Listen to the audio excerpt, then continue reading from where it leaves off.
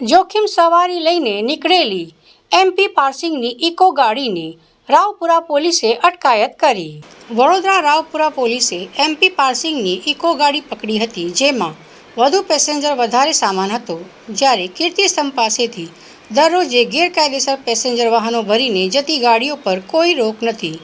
Vadodara Raopura police દ્વારા ગત રાત્રિના રોજ એમપી પાર્સિંગની ઇકો ગાડીમાં 15 જેટલા મુસાફરો ભરીને જઈ રહ્યા હતા, જેને પોલીસે પકડીને કાયદેસરની કાર્યવાહી કરી હતી, જે ખૂબ જ સરાહનીય કામગીરી ગણાય। પરંતુ આ જ ગેરકાયદેસર પેસેન્જર વાહનો વડોદરાના કીર્તિસ્તંભ પાસે રાવપુરા પોલીસ સ્ટેશનની હદમાંથી જ દરરોજે 15થી વધુ ઇકો ગાડીઓ પેસેન્જર ભરીને જાય છે, તેનો કોઈ પોલીસ પકડતી નથી, કોઈ દંડ કરવામાં આવતો નથી અને પોલીસની સામે જ આ ઇકો ગાડી ચલાવનારા સંચાલકો, ડ્રાઈવરો પેસેન્જર ભરતા હોય છે।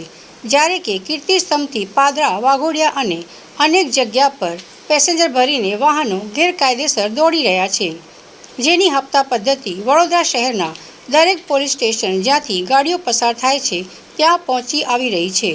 તેના પરિણામે આ વાહનોને કોઈ પકડતું નથી। જ્યારે એમપી પાર્સિંગની ગાડી પકડી તેનું કારણ હતું કે આ ગાડી સંચાલકના કોઈ વ્યવહારો વડોદરામાં હતો નથી, મળવાના જ ન હતા, એટલે કાયદેસરની કાર્યવાહી પોલીસે કરીને કામગીરી બતાવી હતી, તેવી ચર્ચા લોકોમાં ચાલી રહી છે।